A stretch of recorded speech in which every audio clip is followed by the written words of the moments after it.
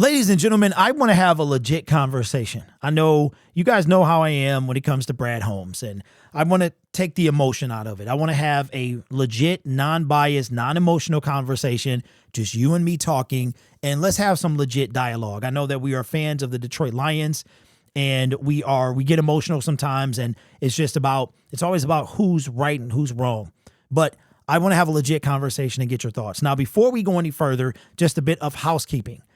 Kendall Vildor is no longer on the Detroit Lions. He is actually a Tampa Bay Buccaneer, so we don't have to deal with Kendall Vildor anymore.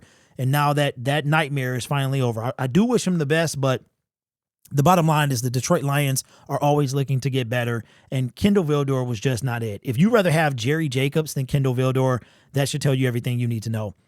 Now, as far as what this dialogue is today, I want to, again, have a legitimate conversation, and I want you to be non-biased and listen to what I'm saying. Focus on what I'm saying. Don't focus on the player. Focus on what's being said. Focus on the pattern, and we will bring something else to the pattern as well, okay? What am I referring to? Let's go back to the 2023 NFL offseason. Jamaal Williams' first contract with the Detroit Lions is over. He signed a 2-year, $6 million deal. It was over. He said he wanted to be a Detroit Lion. Brad Holmes said before the offseason hit, that meaning when it just started, that re-signing Jamaal Williams was, quote, a priority. Jamal goes on some time. He comes out. He signs all of a sudden with the Saints. He said in a press conference that the offer he got from the Lions, he felt was, quote, disrespectful. Now, this is not about upgrading the player. That's not what this is about. So it's not about did we upgrade. It's about what was said before the upgrade took place. So Brad Holmes tells Jamaal and says publicly he's a priority to re-sign him. It takes a long time. We were making videos about it. He doesn't re-sign. Then he gets out and publicly says that he felt disrespected from the offer. That's number one. We think we know Brad Holmes, but we really don't. That includes myself. So that's number one.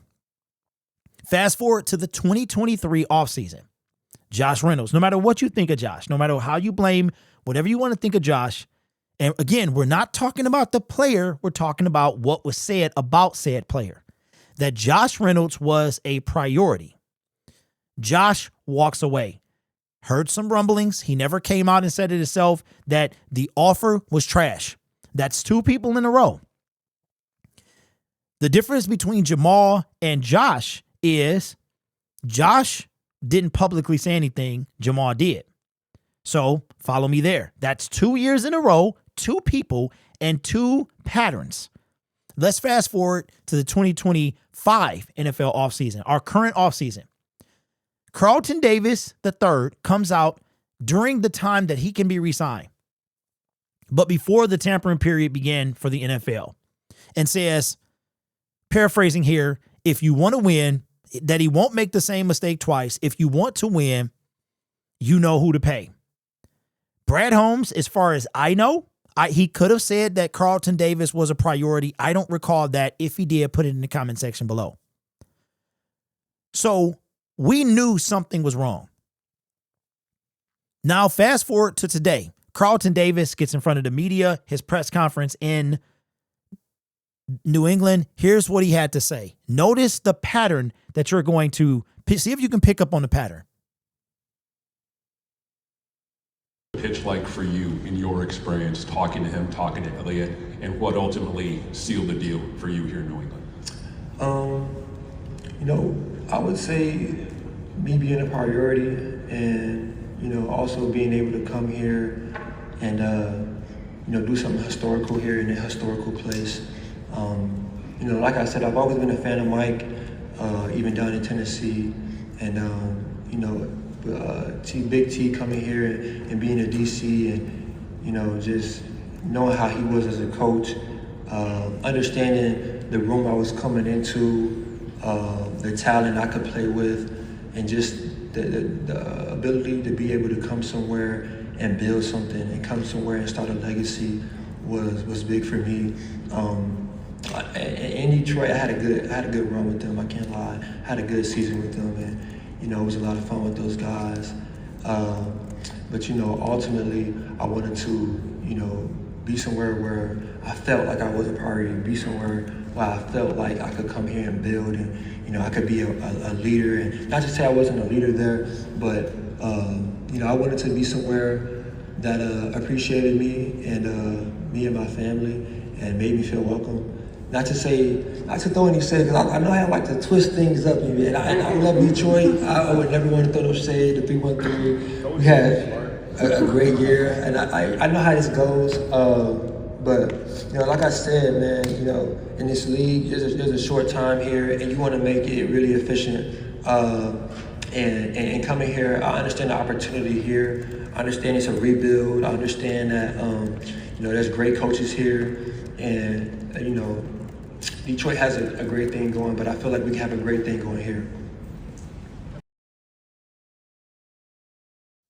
All right. So what did you hear? I heard a lot. Now, let's be non-biased. He literally, I'm not trying to twist his words. I'm just telling you what I heard based on the pattern. I heard the word priority twice. I heard feeling that he wants to be appreciated. Now, the reason that I think that that he's onto something, a lot of you might have heard money. He wants to be paid. It wind up being the difference between DJ Reed and Carlton Davis. The difference was essentially $12 million guaranteed. You break that down to $4 million a year. DJ Reed was 32 guaranteed with a maximum of 48. Carlton Davis was 60 with a 44 guaranteed. So there was a $12 million difference divided by 3. 12 is 4. So that's the bottom line difference. But what did you notice? We see it, man, when it comes to Brad Holmes and the players that he didn't draft. There's a lot of lowballing going on. I truly believe this. And again, I'm not trying to take shots at Brad. Brad is everything we think he is, the good and the bad. He will pay his players to a certain extent. He will make mind-boggling trades, in my opinion. Trinity Benson, Donovan Peoples-Jones, Zadarius Smith, and Carlton Davis III.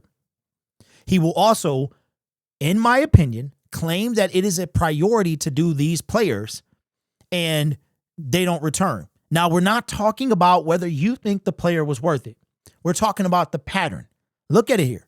Josh Reynolds. So Jamaal Williams feels away. Josh Reynolds didn't come out, but it was reported that he felt away. And Carlton Davis came out and said he didn't feel that he was appreciated, or he wanted to come somewhere where he was a priority and appreciated. I don't want to put words in his mouth. Look at the contracts that Jamaal Williams got. He got 2 years for $6 million. Josh Reynolds signed a 2-year, $7 million.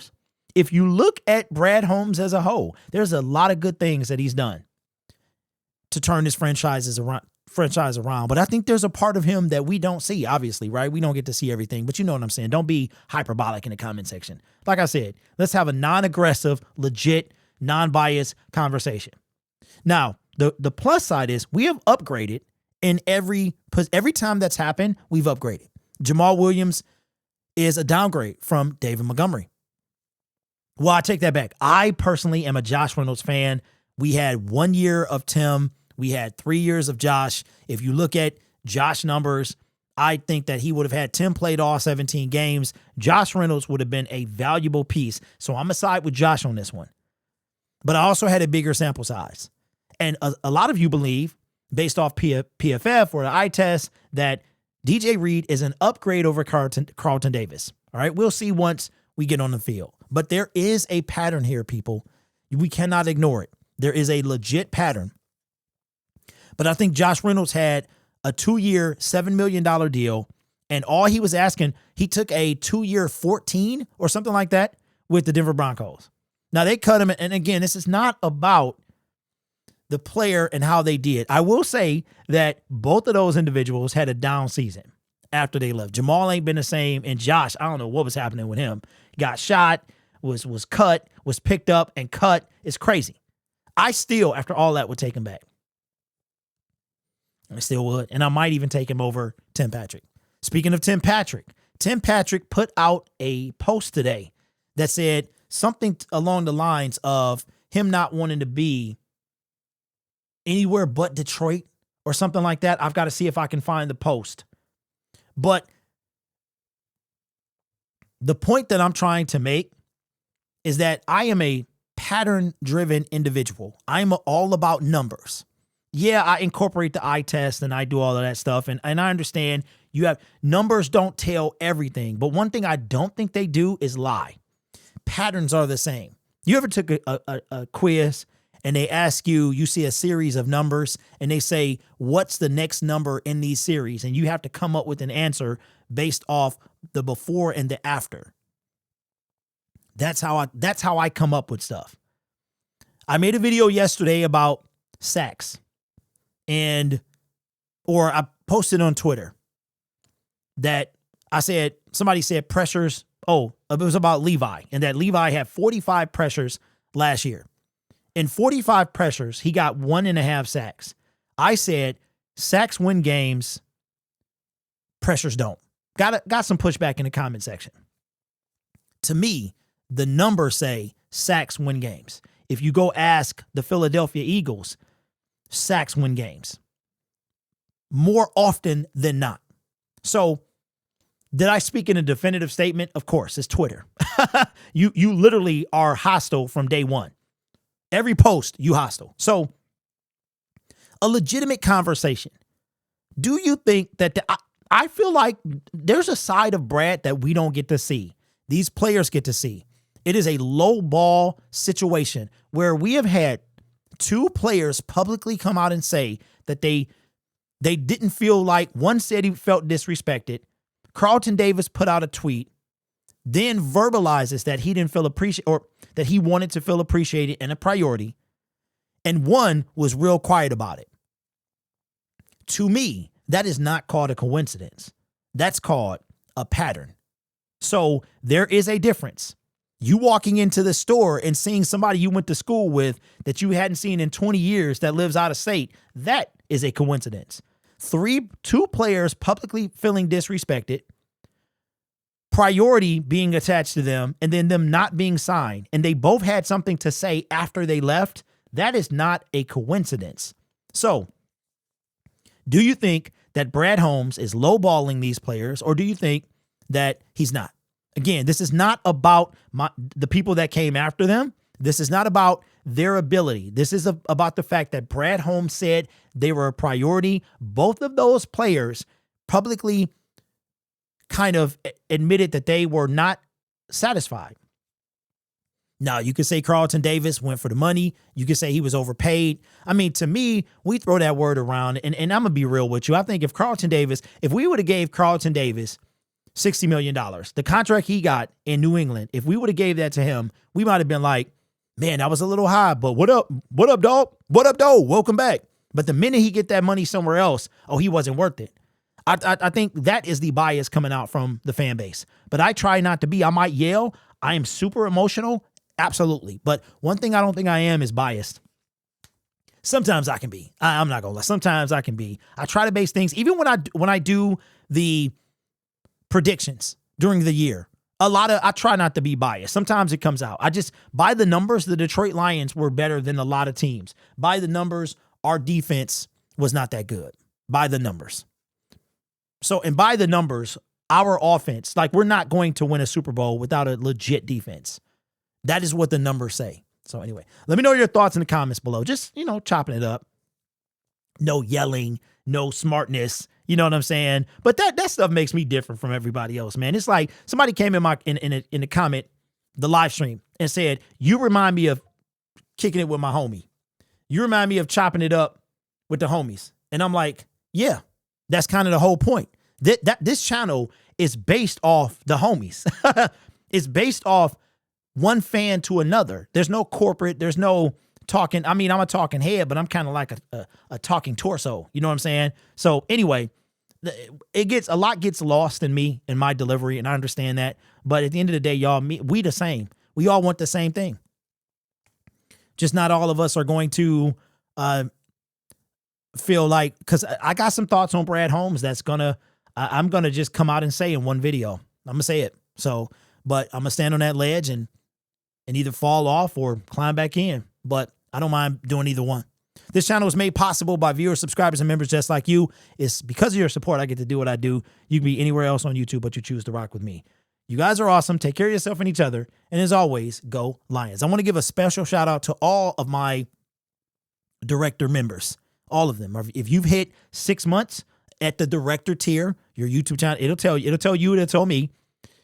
Let me know. Email me. I'll get you your new Detroit Lions mini helmet. At a year, you get the Motor City Muscle helmet. And at 2 years, I'm still working on that. But I want to give a special shout out to a new member. I want to make sure I say his name. Khalid Mohammed. He contributed $1,500 during the free agency live streams between Sunday and Wednesday. $1,500 in super chats. That is why and that's with me acting the way that I act, which tells me that I know I'm annoying at times.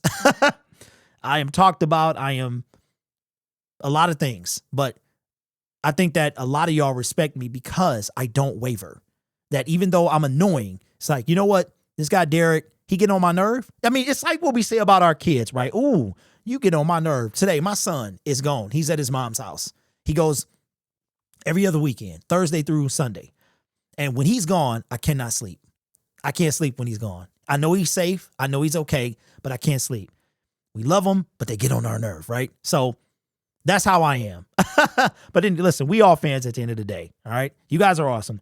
Take care of yourself and each other. And as always, go Lions. I love y'all, man. Y'all let me do what I do. And I love meeting you as well. Take care.